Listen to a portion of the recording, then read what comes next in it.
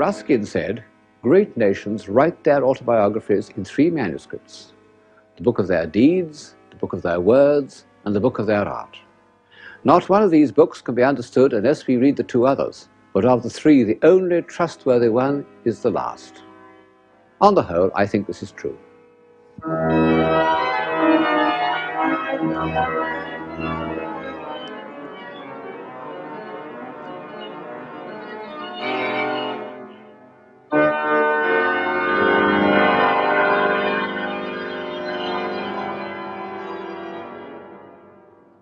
Looking at those great works of Western man, and remembering all that he's achieved in philosophy, poetry, science, lawmaking, it does seem hard to believe that European civilization can ever vanish. And yet, you know, it has happened once.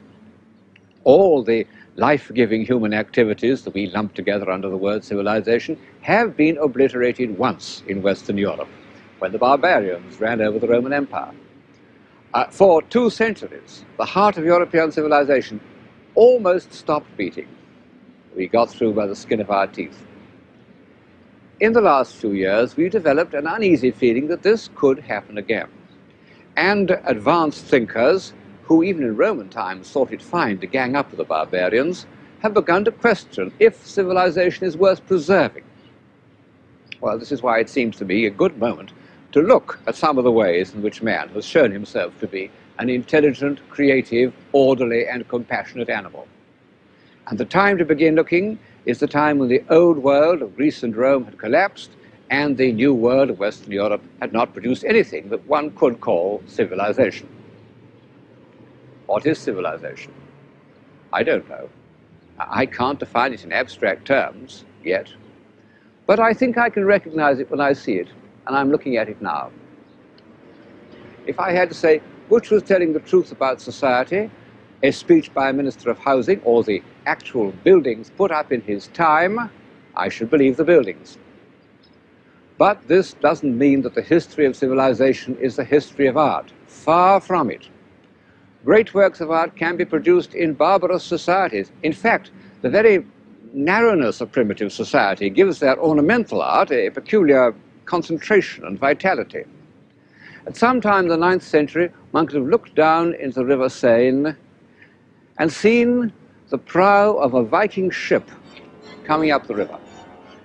Looked at today, it's a powerful work of art.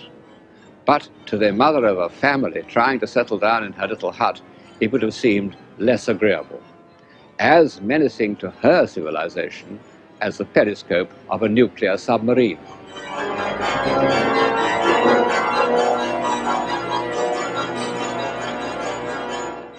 A powerful work of art, and more moving to most of us than this Greco-Roman head, and yet this is from the figure that was once the most admired piece of sculpture in the world, the Apollo of the Belvedere. Well, whatever its merits as a work of art, the Apollo surely embodies a higher state of civilization than the Viking prow.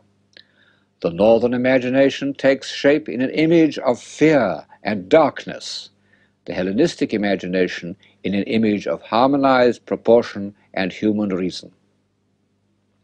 At certain moments, man has felt the need to develop these qualities of thought and feeling so that they might approach, as nearly as possible, to an ideal of perfection.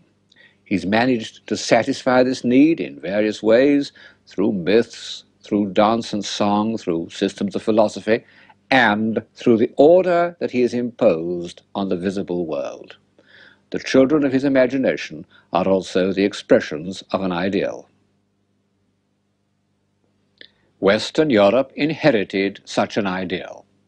It had been invented in Greece in the 5th century before Christ and was, without doubt, the most extraordinary creation in the whole of history. So complete, so convincing, so satisfying to the mind and the eye that it lasted practically unchanged for over 600 years. Of course, its art became very stereotyped and conventional, but there it was.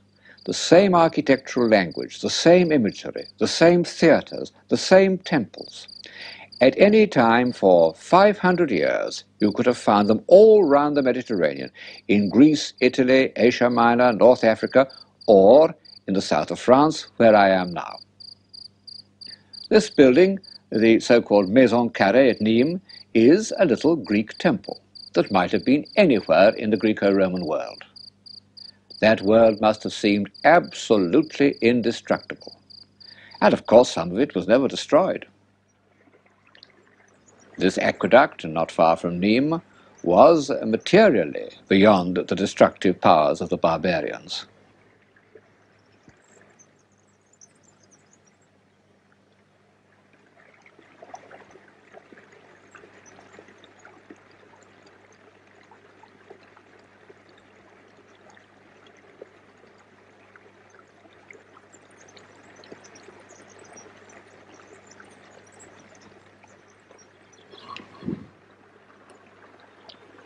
What happened?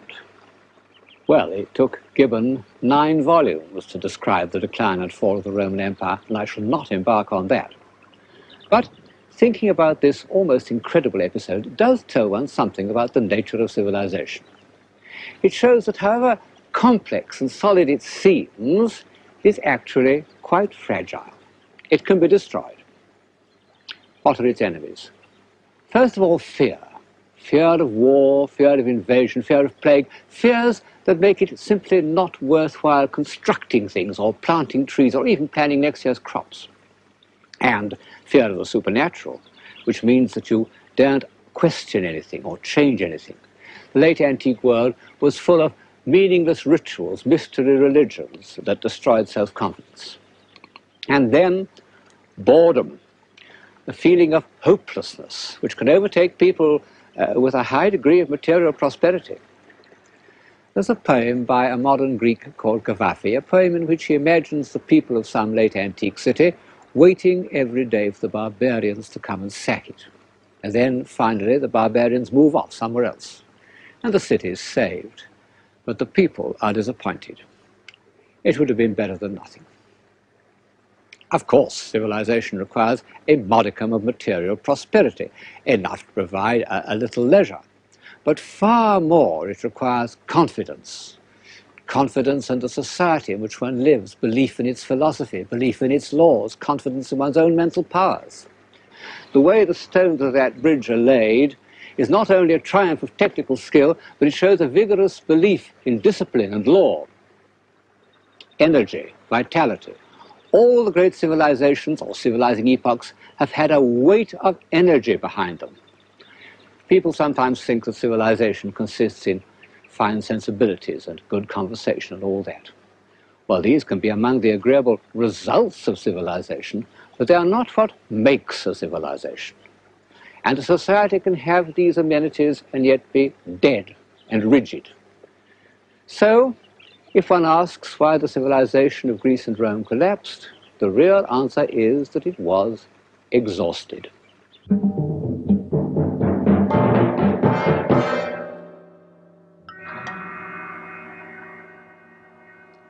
As the barbarians, who'd been hammering at the borders of the Roman Empire throughout its whole history, finally crossed the Danube and the Rhine.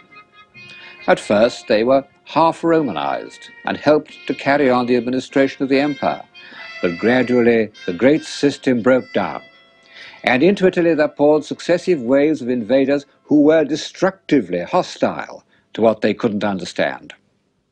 I don't suppose they bothered to destroy the great buildings that were scattered all over the Roman world, but the idea of keeping them up never entered their heads. They preferred to live in prefabs and to let the old places fall down. Of course, here and there, life must have gone on in an apparently normal way for very much longer than one would expect. It always does. Civilization might have drifted downstream for a long time. But in the middle of the 7th century, there appeared from the south a new agent of destruction, Islam. There is one God, and Muhammad is his prophet, the simplest doctrine that has ever gained acceptance. And it gave to the prophet's followers the invincible solidarity that had once directed the legions of Rome.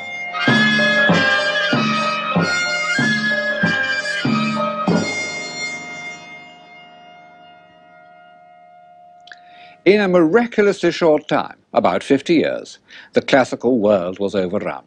Only its bleached bones stood out against the Mediterranean sky. The old source of civilization was sealed off, and if a new civilization was to be born, it would have to face the Atlantic.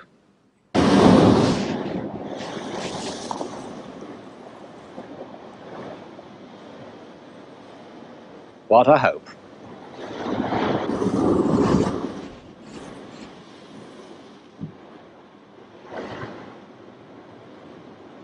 People sometimes tell me that they prefer barbarism to civilization. I doubt if they've given it a long enough trial. Like the people of Alexandria, they are bored by civilization. But all the evidence suggests that the boredom of barbarism is infinitely greater. Quite apart from the discomforts and privations, there was no escape from it. Very restricted company, no books, no light after dark, no hope. On one side, the sea battering away, and on the other, infinite stretches of bog and forest and rocky waste. A most melancholy existence. And the Anglo-Saxon poets had no illusions about it. A wise man may grasp how ghastly it shall be when all this world's wealth standeth waste, even as now in many places over the earth. Walls stand wind-beaten, heavy with hoarfrost, ruined habitations.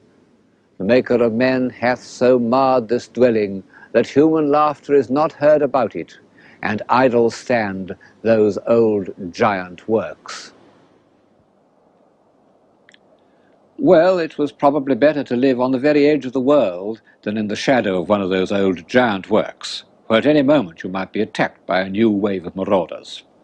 Such at least was the view of the first Christians. They struggled on in search of the most inaccessible fringes of Cornwall, Ireland or the Hebrides, and what places they found.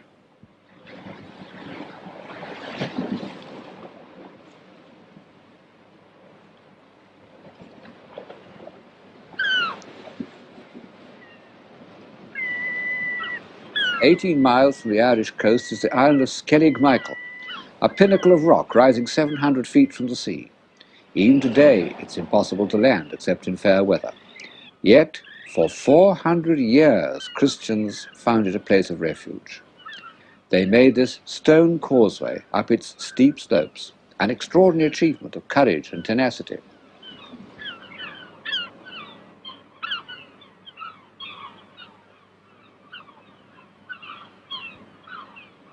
Looking back from the great civilizations of 12th century France or 17th century Rome, it is hard to believe that for quite a long time, over 100 years, Western Christianity survived by clinging to places like this.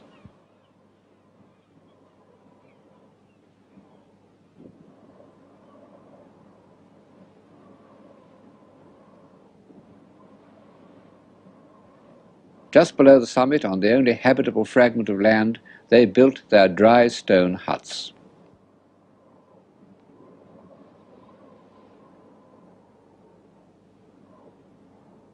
There are stones of white crystal on the island, and they have been used to make this rough cross above the doorway.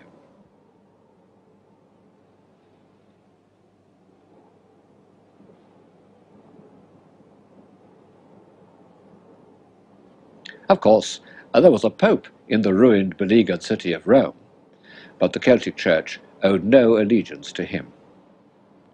Here these devoted transmitters of Christianity lived their uncomfortable, inward-turning lives, while the tides of barbarians ebbed and flowed across Europe.